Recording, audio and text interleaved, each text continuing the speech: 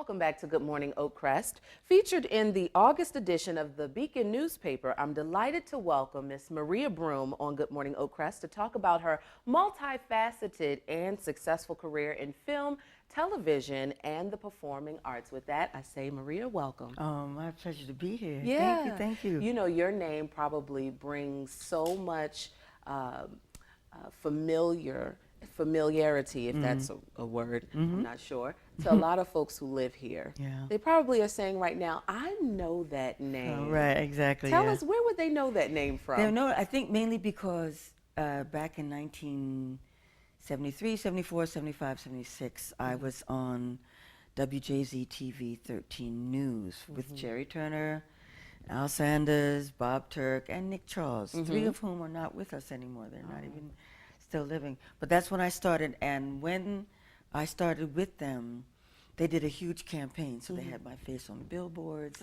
and it was in news articles and whatnot. So Maria Broom became a name then, and I was live every day on the air. And then when they had a second news program, I was on that one too. So I got to be familiar. Yeah, with a lot and of you were in your 20s.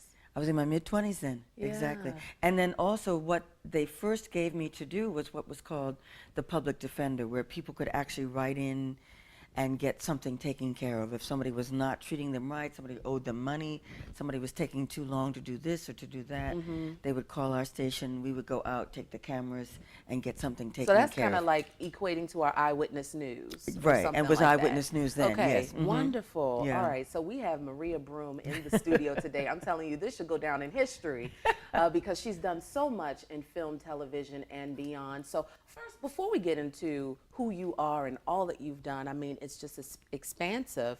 Let's talk about a woman who really has made an impact on your life, and I'm talking about your mother. Yeah. Yeah. She is a woman who is all about music and the arts. Tell us more about her. She was, even though she was a teacher for 30 years, she was a writer. She wrote her first book at 79, and then she wrote another book when she was 90 about what it's like to be a nonagenarian, how to still have some, it was called With Dignity and Grace, so she talked a lot about how to grow that old with some dignity and grace. She was a painter. She had her first exhibition, I think, when she was in her 70s. She also did unbelievably creative and beautiful needlework, from bargello to knitting to crocheting. I mean, beautiful coats, beautiful wall hangings. I mean, just beautiful work. So she did that kind of art. And writing, the writing, the needlework, the painting. When she was little, she said she used to always just dance and sing, but she didn't go on and do any of that professionally and whatnot. But as an elder woman, after she stopped teaching, she really did she wrote the 2 books. She had the exhibition. So it's never too late. Yeah, it's never for too one late to explore themselves. And that was the thing. That was one of the main things she wrote in that book about the nonagenarian dignity and grace. You know, now that you have time, no matter how old you are, she said, keep your mind active and do the things that you put off doing when you were raising children and, you know, had a 9 to 5. You know, do those creative things. And she said the maturity that comes with the aging, especially if you keep your mind active, she said, and you have time. You have time to actually devote to doing it, and you create something, you know. So what were some interesting moments that occurred while growing up with her? Interesting moments that occur. We were always close as a young person and a mother. And then once I became a woman, and then a middle-aged woman to older woman, we actually became friends. Wow. So we would go out together, and every time we went someplace, something would happen. We were down at the Inner Harbor one day, and this was back when it was still kind of new. And she and I went to check it out. It was in the morning, so it was kind of quiet, weren't a lot of people there. And we went out onto like the rim of the balcony to overlook, and all of a sudden, these men came through with the Secret Service little microphones and this, that, and the other. Next thing we know, here comes Mayor Schaefer, you know, right? And we were kind of caught up in the middle of it. And that kind of thing happened a lot. We would just be out together, and all of a sudden, some event would happen, and we'd be like right in the middle of, you know, some kind of media thing. I was a stewardess for a while, and with Pan Am, back when Pan Am was actually a a viable mode of transportation around the world. And I was based in Miami, and so we always had free or heavily discounted tickets for anybody in our family. So I would always invite my mother. We would, we'd go to San Salvador or different places, and she would get to fly first class with the mimosa and all that stuff. So those kind of things You two were were fun girlfriends. too. We really were. Yeah. And that was the thing. Once I became an adult, we were more than just mother and daughter. We were girlfriends. You were girlfriends. And then when I got older, in my 40s and then in my 50s, and then she came to live with me near the end of my 50s and spent her last year or so living there with me. We were like older women together, and we could just talk as older women having lived, and that was remarkable. And I mean, what a blessing. Maria, do you think that attributes to or contributes to your being such a woman full of wisdom? I know it does. I know it does, because she passed a lot on to me, even when I was younger, that I didn't even realize it. I remember in my 20s and 30s, I remember thinking about the fact that when I was little, my mother used to always say, be nice. Just be nice. I don't know what that meant, but it just sounded like whatever you do, and be nice. You know, be nice. If you're mad, if something goes wrong, be nice. And now, as an older woman, I realize the whole point of pleasantness, the whole point of even if things go wrong, you can keep your center, and which was encapsulated in be nice. And she always was. She talked about the fact that as she got older, there were times that she should have spoken up when she was younger, when things happened, but she just sort of swallowed it and took it. And the thing is, she said that when you swallow it enough, it does impact your body. And so she did have a heart attack at one point and high blood pressure at one point. But still, she was still in pretty good health. So she talked about being nice but staying in your truth and saying your truth when you needed to say the truth. But the point of just not lashing out and letting somebody get to you and, you get back at them just for the sake of getting back at them. Stay your truth, but be nice. So, and I'm understanding that relates it to more so now. many things in life too, Yes. though. Yes. Yeah. I Keep your peace. Right. As a young woman growing up, I'm now realizing a lot of things my mom and my grandmother have said, and actually I've gotten on the phone, Oakcrest, and I've called them and said thank you. Thank you, for yeah. teaching me these principles, and even thank you for disciplining me. Right, disciplining you, exactly. Yeah. The discipline is necessary, and the learning, the self-discipline. She gave me, I had 3 older brothers, lots of freedom, and she taught us how to think. We didn't have a father around, so the only thing she said she could do was to teach us how to think and to encourage us to do what it is she wanted to do. She said, as an older woman, she would tell me, she said she didn't agree with all my decisions in life. When I got out of television to dance, she thought, right. how could you give up financial security just to go dance? But yet, it was she was the one that took me to the Lyric Theater when I was 6 years old and saw my first ballet.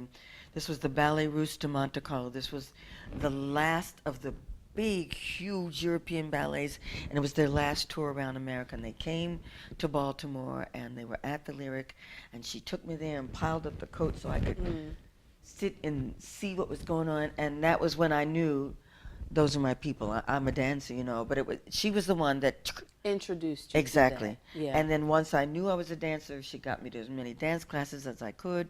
As a black girl back at that time, there wasn't a lot that you could go to, but I got to go to what I could do. And I've danced ever since. So she was the one. But so for me to give up working in television to go be a professional dancer, at first it didn't sit really well, because she thought security-wise, how are you going to make it as a dancer? But she supported it. As a 6-year-old, I can't remember when, me as a 6-year-old, but, that moment for you, what was it like? I mean, looking at these performances on a stage, it had to have been a moment where you just plugged in to what was happening. I just remember thinking, those are my people. I mean, because that was back in the day when they had lots of people in the ballet. Yeah. Now, financially, ballets have trimmed down and it's, pretty narrow. This was huge numbers of people, huge sets, and I forgot what the story was. It might have been Giselle, it might have been. But you Swan remember Lake, the whatever. name. You know, well, all I remember is the name of the company and all those people, and I just said, that's where I belong. Mm-hmm. I belong up on the stage with this group of people. I mean, that at 6, that's all I thought. Mm-hmm. Not that I thought they were a tribe of people that I, you know, Right. belonged to, but Well, it you was, could relate to them. I could relate, and I knew, and from 6 years old on, I knew. So that's been a blessing. I will say that. And I talk to people, and I realize how rare that is too, to know so early Mm-hmm. what it is you really want to do, and then just stick with it. Mm-hmm. And it wasn't until I got to high school taking a dance class, and my high school dance teacher, who was a young woman then named Sevelyn White, she actually, after one of my performances, she actually said to me, you know, if you wanted to be a professional dancer, you could do it. You're that good. Wow. That's all I needed to hear. So between my mother taking me to the ballet at 6, and then the dance teacher at 16 Confirming what your mother had done. It was it. That was it. And so, but I wound up on TV and on a lark. That's another story we'll get to later, you know.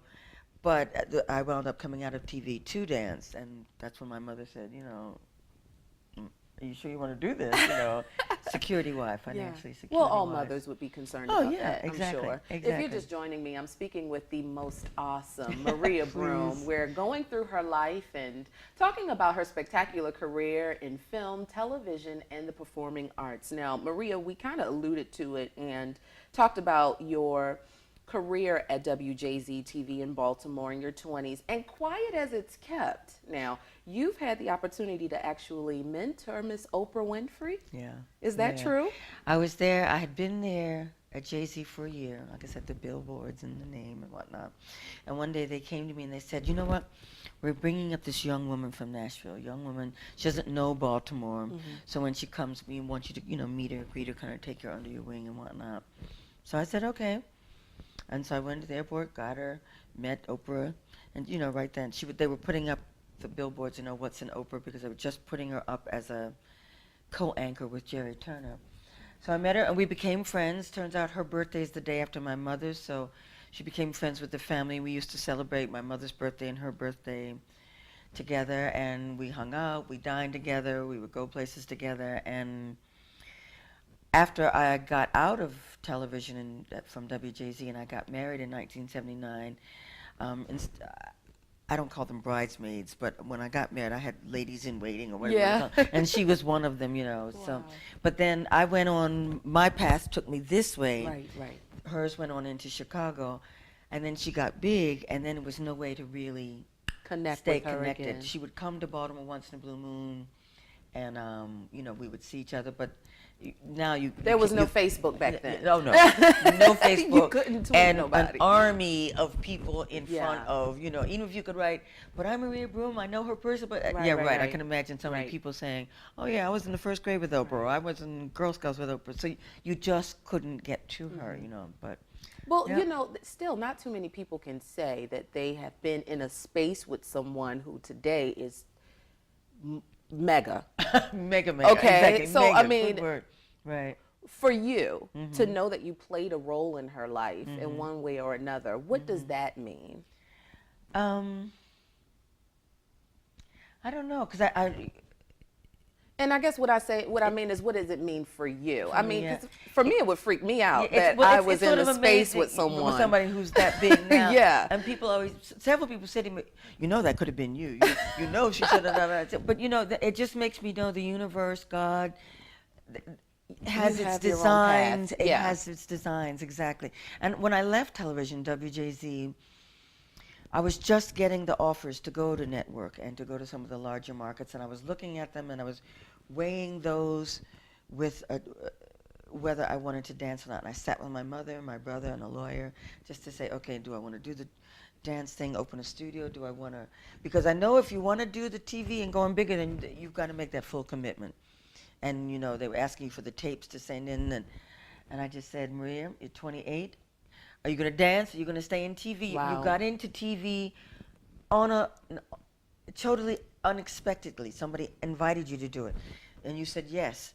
But you always said you wanted to dance, so I made the decision to dance, and it was good in that because I had a name now from the TV.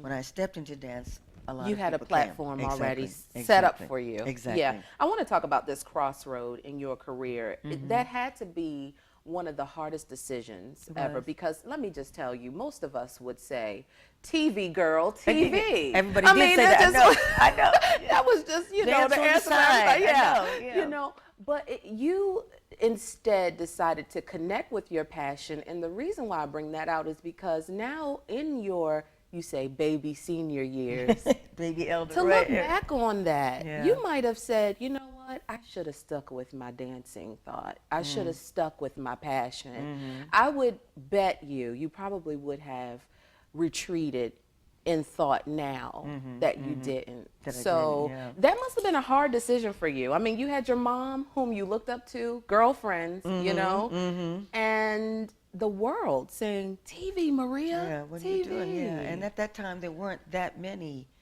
black women, and I had a natural too. I mean, so to be offered and have a chance to go there, but and like I said, I had the conversation, and I waited back and forth, and the newspaper articles were, "Oh, Maria Broom gives up television to dance," and people have asked me now recently, you know, have you ever regretted it? And you know what?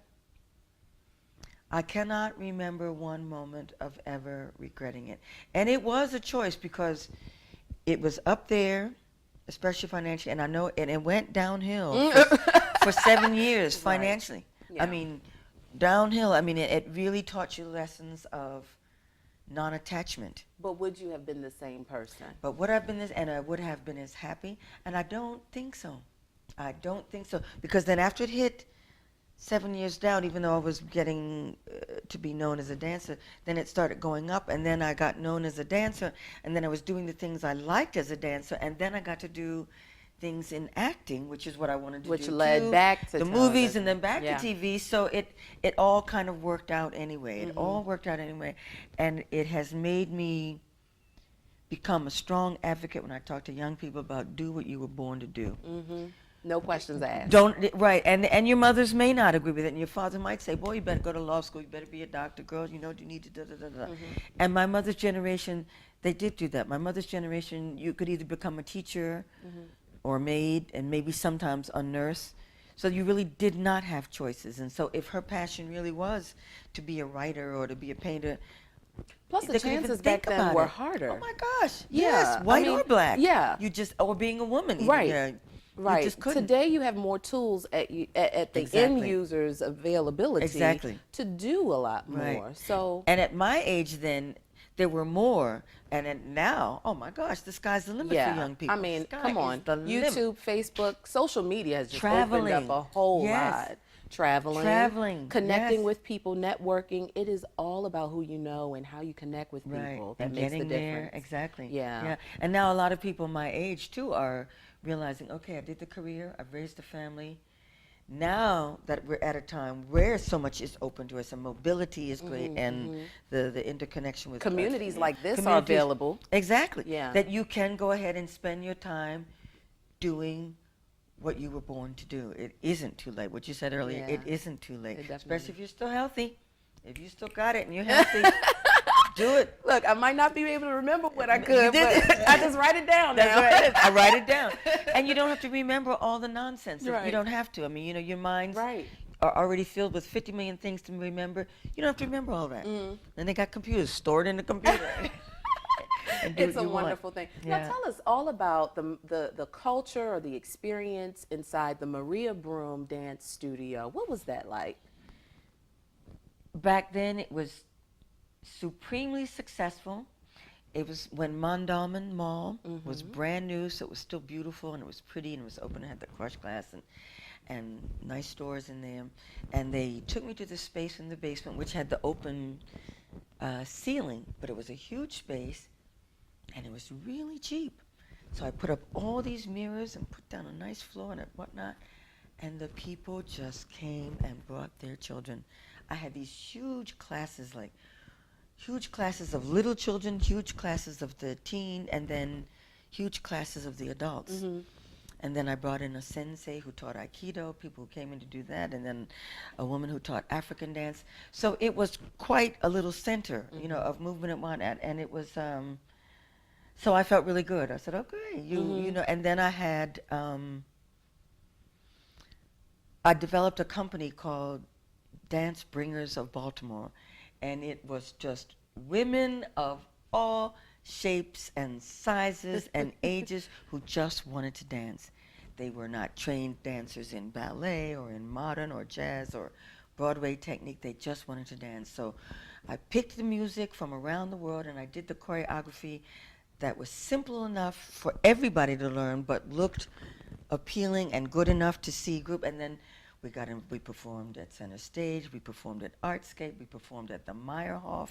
I mean, you know, we did it was like village dancing, and it was stunning. It was a stunning 10 years of doing that. Now, doing that, was that accepted in that day and time? Oh my gosh, yes. Really? Yeah, and the media gave me a lot of play. I mean, that's one thing I have to say about Baltimore. I don't know how else to say this, but maybe it's because I was in television here. But I have been treated like one of this village's favorite daughters, so that no matter what I did, for some reason, it's welcomed. And the media gave me attention, whether it was articles or on the air and whatnot, the kind of stuff that people hire publicity people to get you out there. They would say, what's Maria Broom doing now? So everything that I did that was new or different, when I started to act, when I was doing the dancing, the media was very generous to me, and I cannot be more grateful for that. I mean, you know, without asking for it or asking somebody to do or write up, you know, they would check in. So the things that I did got in the papers, you know, and whatnot, or got a picture in the paper. I'm just surprised at it. But so it was well received, and what it did for the women who performed with me was, I remember a woman said, "This is so good. It was so much cheaper than therapy." You know?